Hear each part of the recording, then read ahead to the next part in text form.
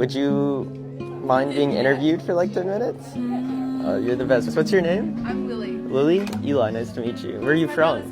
What if I told you that the most honest conversations you will ever have are with people you will never see again?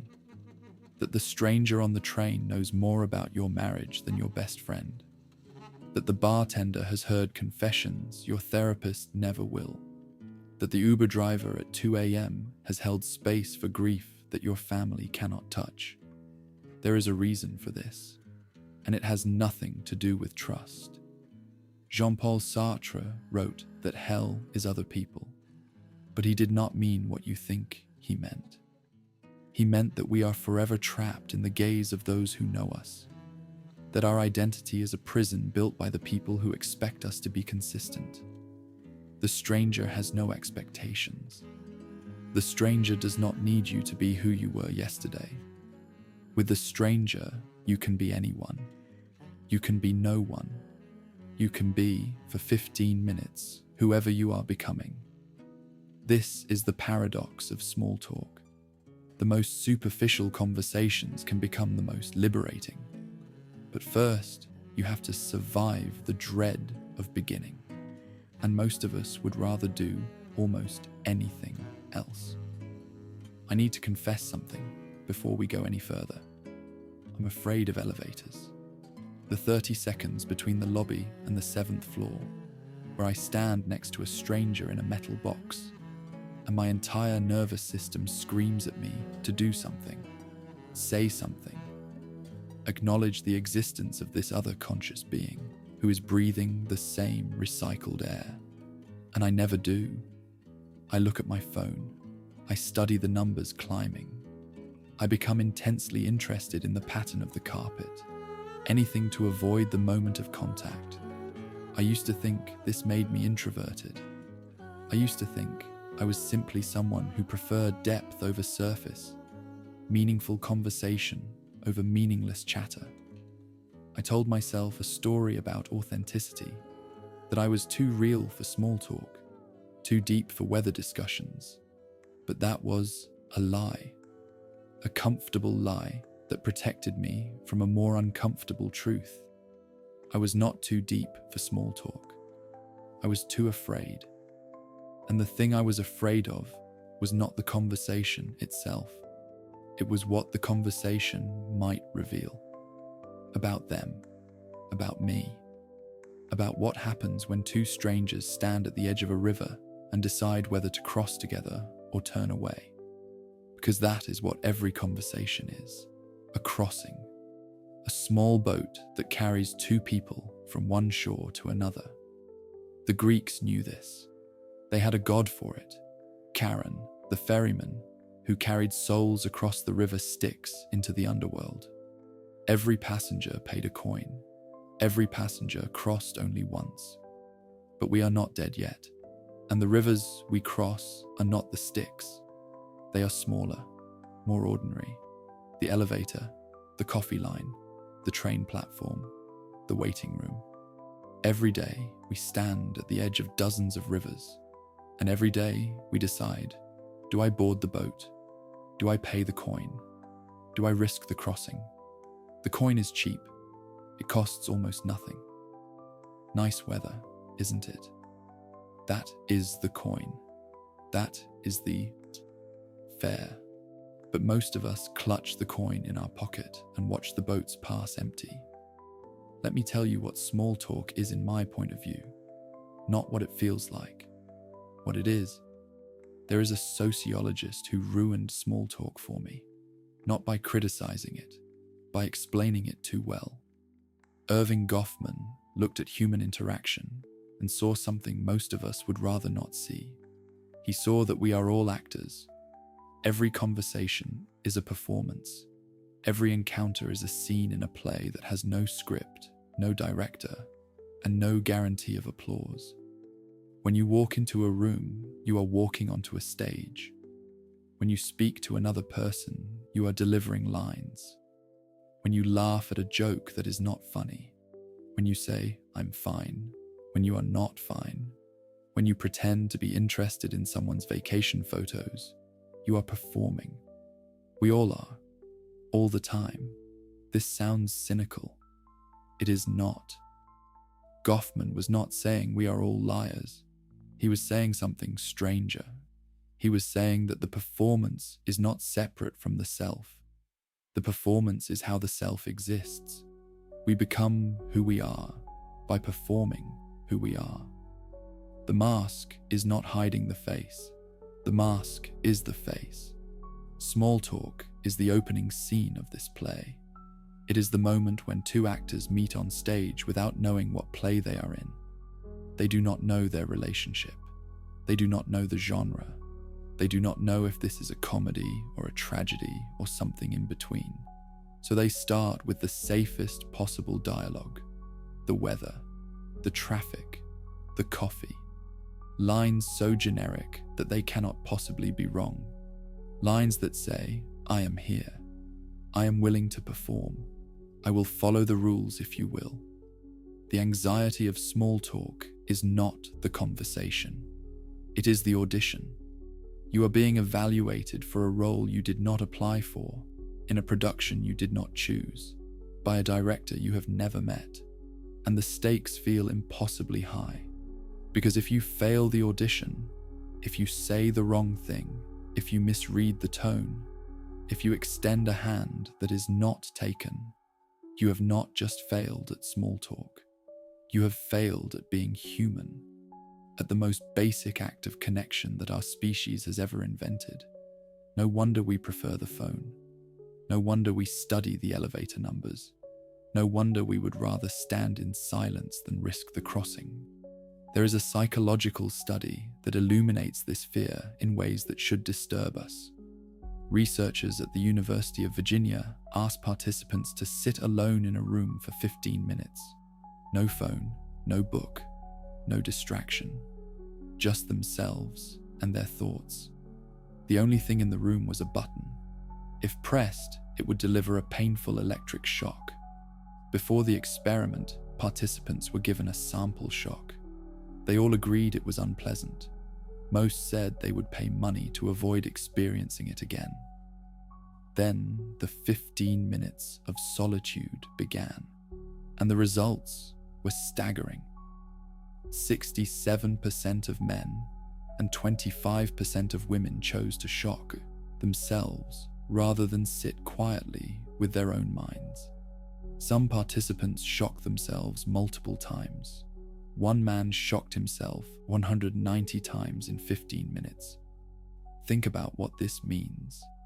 The prospect of being alone with your thoughts, even briefly, is so unbearable that physical pain becomes preferable.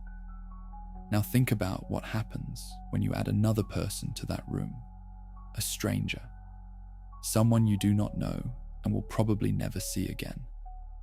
The silence becomes charged. It is no longer just you and your thoughts. It is you and your thoughts and their thoughts, and the awareness that both of you are aware of the silence. The pressure compounds exponentially. Small talk is the button. It is the shock we give ourselves to escape the unbearable weight of shared silence. It hurts a little. It feels awkward. But it is better than the alternative. Or so we tell ourselves. But what if we are wrong? What if the silence is not the enemy? What if the real cost is not the awkwardness of speaking, but the universes we never discover, because we refuse to board the boat? I want to stay with the fear for a moment, because I think we move past it too quickly. We acknowledge that small talk is uncomfortable, and then we rush to explain why it is worth doing anyway. But the discomfort deserves more attention than that. I received a message from someone named Martin. He was trying to explain why small talk fills him with dread. Not inconvenience, not boredom, dread. The kind that sits in your chest like a stone. He wrote, "Small talk is for people who know what is expected of them, who know what is expected of themselves, who are comfortable. For me, it is the ultimate anxiety." I have read that message many times. each time something new emerges. Small talk is for people who know what is expected of them. This is the part that the natural conversationalists miss. The people who flow through social interactions like water, who always know what to say, who find small talk energizing rather than depleting. They cannot see what Martin sees. They do not understand that for some people, every "how are you" is a test with no right answer. The game that Wittgenstein described, the throwing and catching of conversational balls, requires that you know the rules. But what if you never learned the rules? What if you spent your whole life watching other people play a game whose logic you could not decipher? Martin is not alone. There are millions of people for whom small talk is not a river crossing, but a minefield.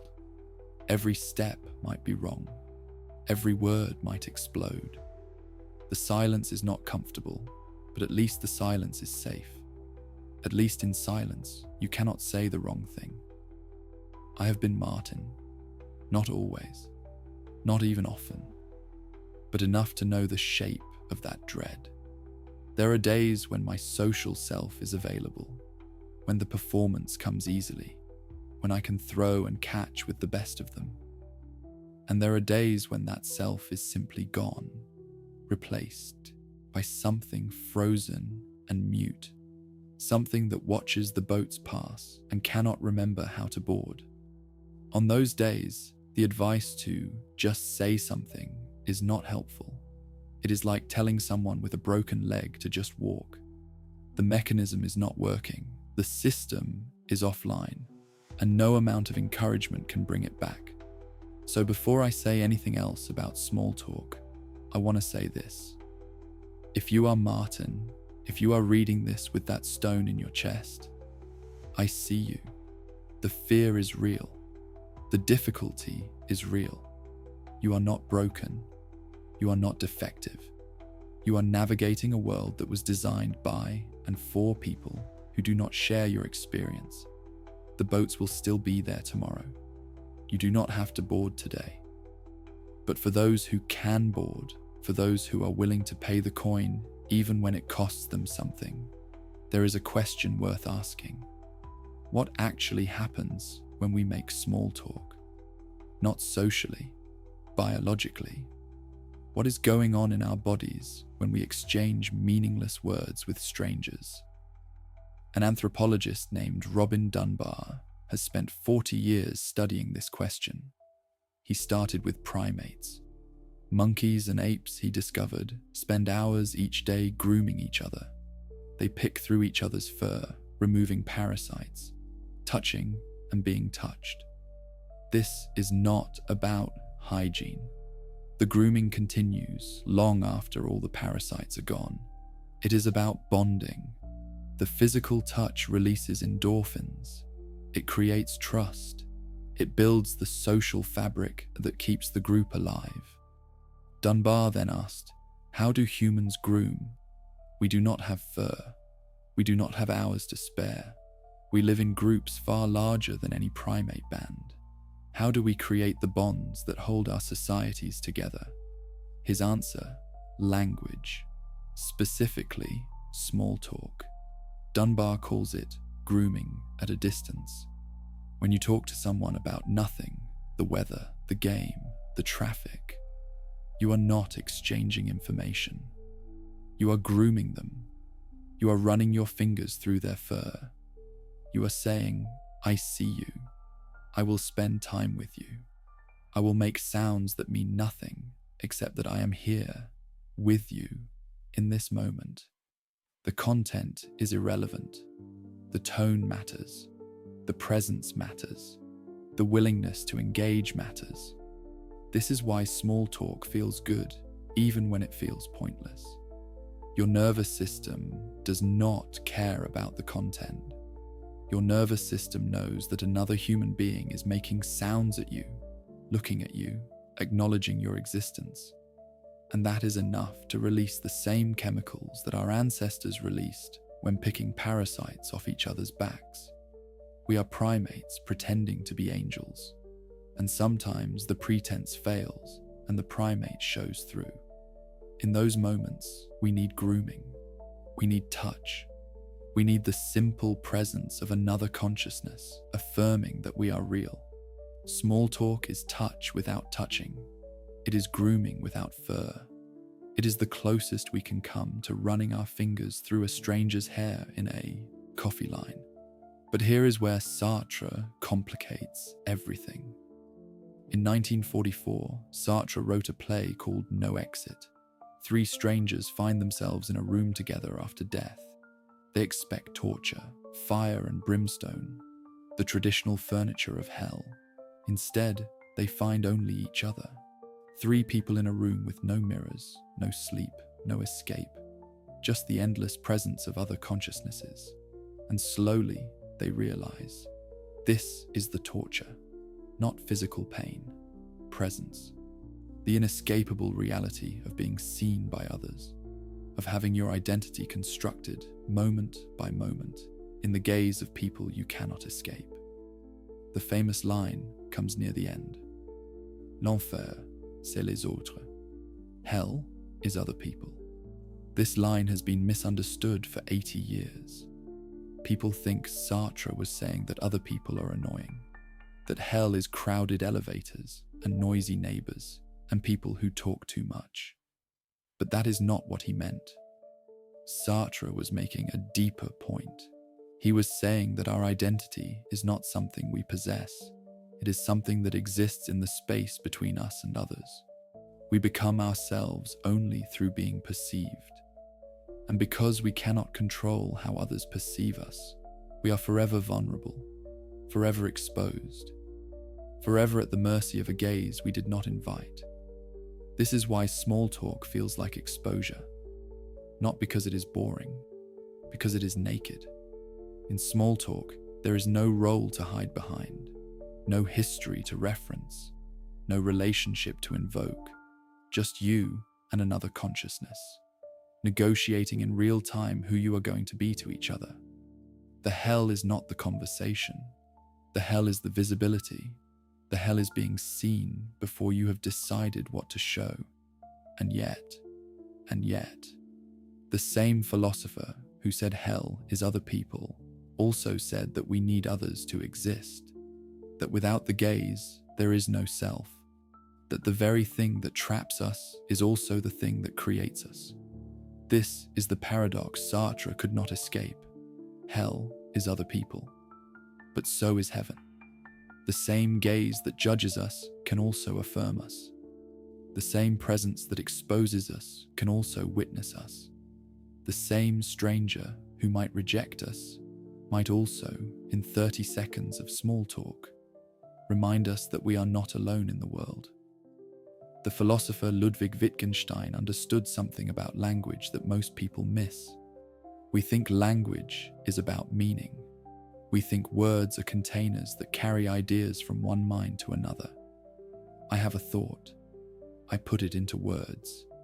You hear the words. You receive the thought. Communication complete. But Wittgenstein said no. Language is not primarily about meaning. Language is a game, and like any game, it has rules. The rules are not about truth or accuracy. The rules are about playing together. When someone says, "How are you?" they are not asking for a medical report. They are throwing a ball. Your job is to catch it and throw it back. Fine, and you? The content is irrelevant. The game is everything. Let me show you what I mean. Imagine you are at a bus stop. A stranger is waiting beside you. It is raining. You say, "Quite a rain, isn't it? What just happened?" Did you exchange information? The stranger already knew it was raining. They are standing in it. You did not tell them anything they did not know. But you did something else. You threw a ball. You initiated a game. You said, in the hidden language beneath the words, "I am willing to play. I see you there. I acknowledge that we are both standing in this rain, in this moment, on this planet. I am offering connection." If the stranger says, "Yes, really coming down. They have caught the ball and thrown it back. The game is alive. You are playing together. Two strangers in the rain, constructing a tiny pocket of shared reality. But if the stranger says nothing, if they stare straight ahead, ignoring you, letting the ball drop at their feet, that is not just rudeness. That is a refusal to play, a declaration that the game is not worth their time, that you are not worth their time. This is why silence from a stranger hurts more than it should. It is not just awkward, it is a negation, a tiny death, a reminder that connection is not guaranteed, that the boats sometimes leave without us, that we can stand at the river's edge and call out and hear nothing but our own echo. Echo. There is a myth I think about when I think about small talk. In Ovid's Metamorphoses, there is a nymph named Echo. She is cursed by Hera to only repeat the last words spoken to her. She cannot initiate, she cannot create, she can only echo. Echo falls in love with Narcissus, the beautiful youth who loves only himself. She follows him through the forest, waiting for him to speak so she can respond. When he calls out, "Is anyone there?" she can only answer, "Anyone there." When he says, "Let us meet," she rushes toward him, arms open, repeating, "Let us meet." But Narcissus rejects her. He wants someone who can offer something new, not just reflections of himself. Echo fades away until only her voice remains, doomed to repeat forever in caves and mountains. This myth is usually read as a tragedy. Poor Echo, trapped in repetition, unable to express her true self. But I read it differently now. In small talk, we are all echo. We do not create. We repeat. Nice weather. Yes, nice weather. How about that game? Quite a game. We echo each other endlessly, saying nothing new, offering only reflections. And this is supposed to be shallow. This is supposed to be the opposite of authentic connection. The sophisticated person wants depth, wants originality, wants Narcissus to see them as unique. But here is what the myth misses. Echo's repetition is a gift. When you speak and I echo, I am not being unoriginal. I am being present.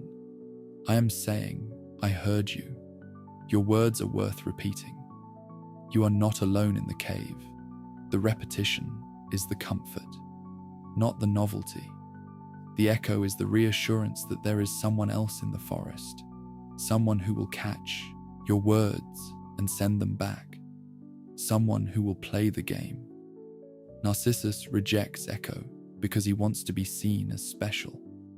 But in wanting to be special, he becomes alone. He stares at his reflection in the water until he dies. The only face that can satisfy him is his own. We can be Narcissus, demanding depth and originality and meaningful connection, rejecting anyone who offers only echoes. Or we can be grateful for the echoes. We can hear nice weather and understand it for what it is. A hand extended across the void, a voice in the cave saying, "You are not alone. I am here too. I want to tell you about Fabien." Fabien owns a bar in the 18th arrondissement of Paris. He has owned it for 18 years. He talks to everyone who walks through the door. He has a nickname for each regular. He has jokes that he repeats every morning. He has rituals and routines, and a warmth that makes his bar feel like the living room of the neighborhood. When asked about this, Fabien said something that stopped me cold. He said, "When I get behind the counter, I forget myself completely. Some people meditate. Some people do exercises. I exchange with people, and I forget myself. It is a therapy session where I get paid instead of paying. I forget myself." This is the opposite of what we usually think small talk does. We think small talk heightens self-consciousness. We think it makes us more aware of how we are being perceived, more anxious about saying the wrong thing. But Fabien is describing something else.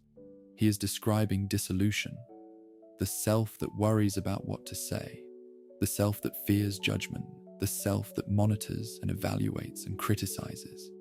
That self disappears behind the counter.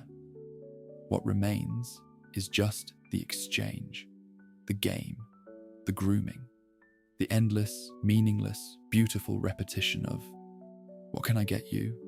And how's your day? And see you tomorrow." Fabien was shy as a child. He thought he had nothing interesting to say. He thought his voice had no weight, no impact, no reach. He was, by his own description, completely turned inward. And then he found this role, this character, this mask, and the mask set him free. Goffman would understand. The performance is not a prison. For Fabien, the performance is the door out of the prison. When you have a role to play, you do not have to be yourself. You can be the bartender, the neighbor, the person who comments on the weather. And behind that mask, something else can breathe. But I also need to return to Martin, because Martin cannot find the mask. Martin cannot locate the role that would set him free. For Martin, every social interaction is himself, exposed, with nowhere to hide. And I think about them both. Fabien behind his counter, dissolving into connection, and Martin somewhere else, solid and frozen, watching the boats pass. And I realize that they are describing the same phenomenon from opposite sides. Small talk is a crossing. For Fabien, the crossing is easy. The river is narrow. The boat is sturdy. He has made the journey so many times that he barely notices the water anymore. For Martin, the river is wide. The current is fast. The boat is a raft made of sticks. Every crossing is a risk. Every crossing might end in drowning. Both experiences are real. Both are valid. And the mistake we make is assuming that one experience is correct and the other is a failure to be corrected. Fabien is not better at being human than Martin. He is better at this particular crossing. He has a boat that works for him. Martin's boat is different or damaged, or simply not designed for these waters. The question is not, how do we make Martin more like Fabien? The question is, are there other rivers? Are there crossings that Martin's boat can make? I think there are. I think some of the deepest connections happen not through small talk, but through shared silence, through parallel presence, through the kind of being together that does not require words at all. There is a line in the film Pulp Fiction that haunts me. Mia Wallace says, "That's when you know you found somebody really special. When you can just shut the fuck up for a minute and comfortably share silence. Comfortably share silence. That is another kind of crossing, another river, another boat. Small talk is not the only way to connect.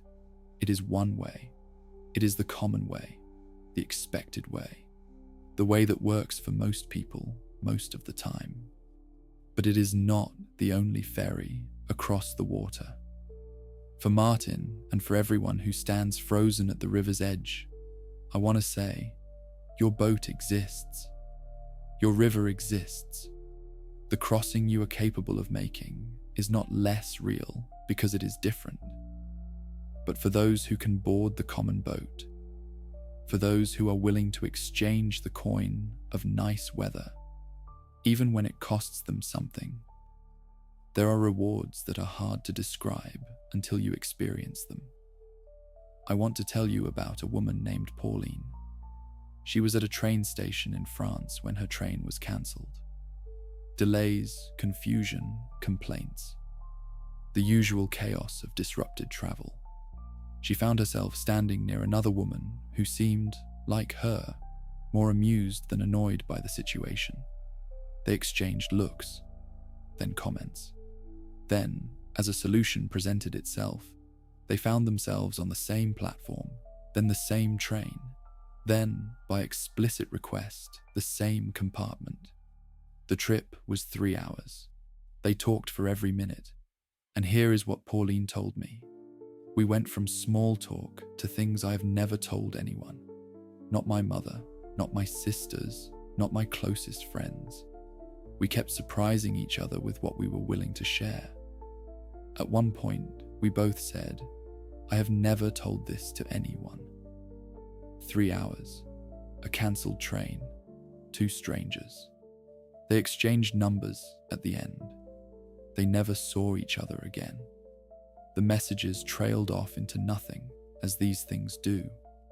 But Pauline still thinks about that woman, still considers that conversation one of the most meaningful of her life. This is what can happen when you board the boat. Not always, not even often, but sometimes. Sometimes the crossing takes you somewhere you did not know existed. Sometimes the stranger becomes a mirror that shows you a face you have never seen. Sometimes the small talk opens a door to a room you did not know was there. Every stranger is a universe you have never visited. Most of those universes will remain forever unknown. You will pass them on the street, sit beside them on trains, stand next to them in elevators, and never know what continents they contain. But sometimes you pay the coin. Sometimes you board the boat. Sometimes you say, quite a rain, isn't it? And the stranger says something back, and the something leads to something else. And 3 hours later, you have told them things you have never told your mother. This is the promise hidden inside the anxiety. This is the treasure buried under the dread. I want to tell you one more story. A young man was cycling through Paris with 3 orange flowers strapped to his bicycle. He was going to place them on the grave of a friend who had died 2 months earlier. Her name was Marguerite. On the sidewalk, an elderly woman shouted at him. Something about cyclists, the usual complaint. He could have ignored her. He usually would have. But something made him stop. He apologized. He told her he was coming from the florist. The woman paused. She looked at the flowers. She looked at him, and then she said something that he would remember for years. They must be for someone very special. And I must tell you, you surely have the soul of an artist to choose flowers like that. The young man does not believe in God, but he told me that in that moment, it felt like life was sending him a sign. That in the middle of his grief, on a grey Sunday afternoon, an angry stranger had become an unexpected messenger of grace. 30 seconds. A complaint about cyclists. 3 orange flowers. And then, somehow, an encounter with beauty. This is what I mean when I say that every stranger is a universe. The elderly woman was a universe. Inside her was the capacity to see orange flowers and say, soul of an artist. Inside her was the exact medicine that the young man needed on that grey afternoon. And he almost cycled past. He almost let the boat leave without him. The coin was an apology. Pardon, madam. 2 words. And those 2 words unlocked a universe. So what do I actually think about small talk? I think it is a river we are all standing beside. Some of us cross easily. Some of us are afraid of the water. Some of us have boats that work, and some of us have boats that sink. Some of us have learned to swim, and some of us are still standing on the shore, watching the ferries pass. I think Sartre was right. Hell is other people. We are forever trapped in the gaze of those who see us, forever vulnerable to being defined by consciousnesses we cannot control. But I also think Sartre missed something.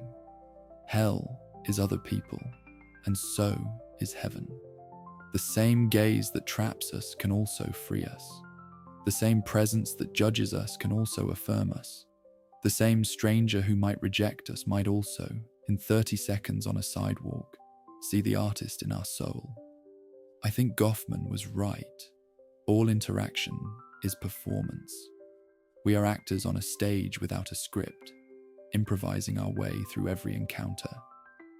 But I also think he missed something. The performance is not just a mask.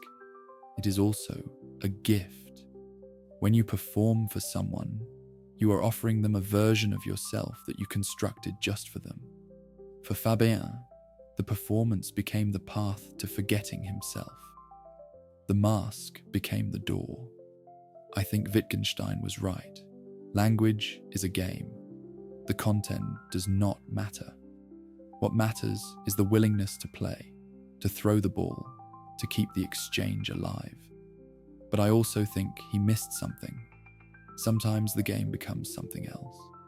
Sometimes the ball transforms mid-flight. Sometimes nice weather becomes, I have never told this to anyone. The game has levels, and you cannot reach the deeper levels without playing the surface ones first. I think Dunbar was right. Small talk is grooming. It is touch without touching. It is the primate in us reaching for connection in the only way our modern lives allow. And I think Echo was right. Repetition is not shallow. Repetition is presence. Sometimes the greatest gift you can give someone is to repeat their words back to them, to let them know they have been heard. I said at the beginning that I am afraid of elevators, that I look at my phone, that I study the numbers, that I let the boats pass. This is still true. I am still afraid. The fear does not disappear just because you understand it.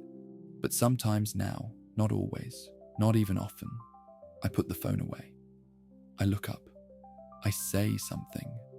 Long day? Nice weather. Is that book any good? The words do not matter. The words are just the coin. The words are just the invitation to board. And sometimes the stranger looks back. Sometimes they smile. Sometimes they say something that I will remember for weeks. Sometimes, in 30 seconds between the lobby and the 7th floor, I cross a river I did not know existed and land on a shore I never imagined. Most of the time, nothing happens. Most of the time, the small talk stays small. We exchange the coins and disembark and go our separate ways, unchanged. But sometimes the universe opens. Sometimes the stranger contains exactly what you needed. Sometimes the angry woman sees your flowers and speaks about your soul. You cannot know in advance which crossing will transform you. That is the unbearable part. That is why the fear makes sense. You pay the coin without knowing what you will receive. You board the boat without knowing where it goes. You throw the ball without knowing if anyone will catch it. But the boats are real, and the other shore is real, and the universes inside strangers are real, even if most of them remain forever unexplored. For Martin, and for everyone who cannot board, I want to say, you are not failing at being human. You are navigating a world that does not accommodate your kind of boat. The rivers you can cross are different. The connections you can make are different. That does not make them less. For Fabien and for everyone who crosses easily, I want to say, you are not better at being human. You are better at this particular game. Your gift is real, but it is not superior. The people watching from the shore see things you cannot see from the water. For everyone standing at the river's edge, deciding whether to board, I want to say, both choices are valid. Staying is valid. Crossing is valid. The only thing that is not valid is pretending that the choice does not matter, that the strangers passing you on the street are empty, that the universes inside them are not real. They are real, every one of them.